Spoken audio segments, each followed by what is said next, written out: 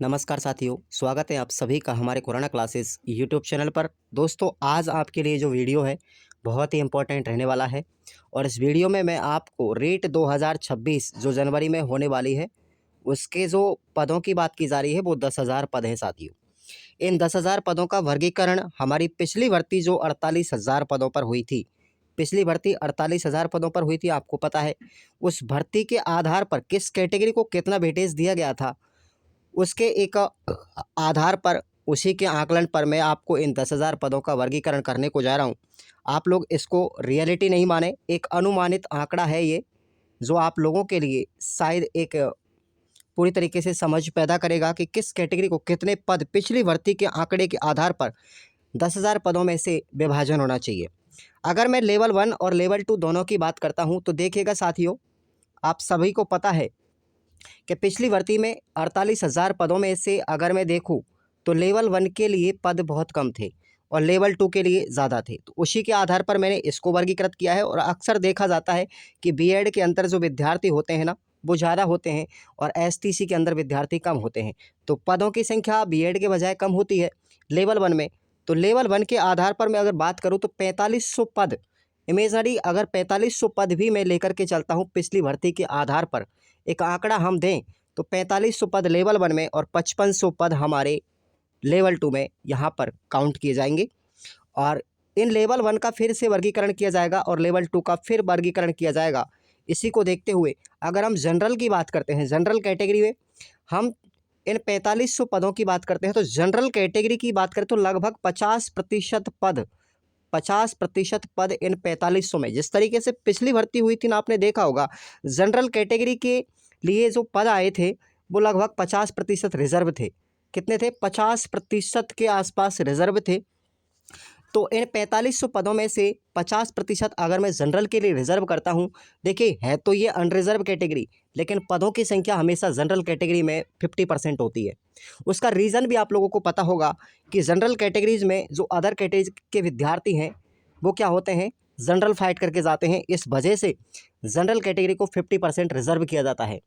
तो यहाँ पर लेवल 1 में 2025 पद 50% यहाँ पर रिजर्व किए जाते हैं इन 4500 में से। और यही बात करें हम 4500 पदों की, तो इन्हीं 4500 पदों में से 10% जो पद होते हैं वो हमारे विशेष शिक्षकों के लिए चले जाते हैं। लगभग पिछली भर्ती में 10% जो पद थे, 48,000 वैकेंसियाँ जो थी, उनमें से लेवल 1 प्लस लेवल 2 दोनों को मिलाकर के 10% पद हमारे विशेष शिक्षकों के थे, आप लोगों ने देखा होगा। तो उसी तरीके से मैंने आधार बनाते हुए उसी को, और विशेष शिक्षकों के लिए मैंने 10% अगर मैं पद देता हूँ इन 4500 में से, तो 10% हमारे यानी 450 पद विशेष शिक्षकों के लिए चले जाते हैं। वही जनरल कैटेगरी के लिए अगर हम 50% रिजर्व दें पिछली भर्ती को देखते हुए, तो 2025 पद जनरल के लिए जाते हैं। और इन्हीं जनरल कैटेगरीज में ईडब्ल्यूएस कैटेगरी के विद्यार्थी होते हैं, क्योंकि जनरल से ही उनको 10% ईडब्ल्यूएस रिजर्वेशन मिला होता है। तो ये जनरल से ही और ईडब्ल्यूएस दोनों को मिला करके हम 2025 पद मान सकते हैं।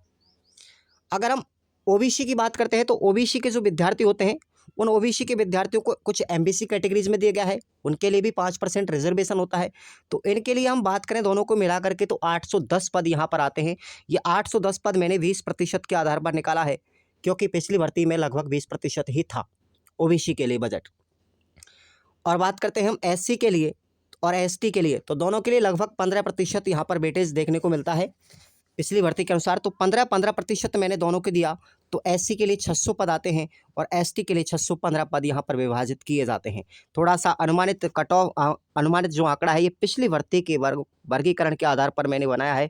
इसको आप लोग कोई भी अपने दिल पे ना लें, केवल आपको मैं एक सुझाव और एक आंकड़ा दे रहा हूँ पिछली भर्ती के आधार पर पदों को देखते हुए। अगर मैं लेवल 2 की बात करूँ यहाँ पर साथियों, तो 5500 पद आपके यहाँ पर बट में आते हैं, यानी विभाजित होते हैं 10,000 में से। यहीं पर इन 5500 में से 10% पद है हमारे, यानी 550 पद आपके 10% विशेष शिक्षक को लिए चले जाएंगे। फिर जनरल के लिए या ईडब्ल्यूएस के लिए बात करें तो 2450 पद लगभग हमारे जनरल ईडब्ल्यूएस में जाएंगे। और वहीं ओबीसी और एमबीसी की बात करूं, ठीक है, तो यहाँ पर 990 पद हमारे जा रहे हैं ओबीसी एमबीसी में।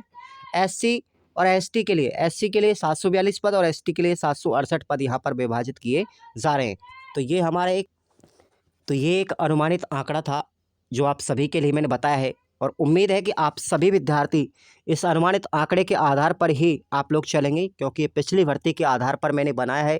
और आप सभी विद्यार्थी मुझे सपोर्ट करेंगे। चैनल को सब्सक्राइब किए बिना मत रहिएगा, क्योंकि आने वाली जो भी हर इन्फॉर्मेशन आपको रीट से रिलेटेड या किसी भी वैकेंसी से रिलेटेड आपको डाली जाएगी, सबसे पहले मैं पूरी समझदारी के साथ में मैं आपको यहाँ पर वीडियो अपलोड करूँगा, और आप उसको आते ही तुरंत वॉच करेंगे। तो आप लोग सब्सक्राइब किए बिना मत रहिएगा, ताकि आपको वीडियो आते इन्फॉर्मेशन मिल सके। और हमारे टेलीग्राम को ज्वाइन कर लो, वीडियो के डिस्क्रिप्शन बॉक्स में आपको लिंक दिया गया है। Thank you so much.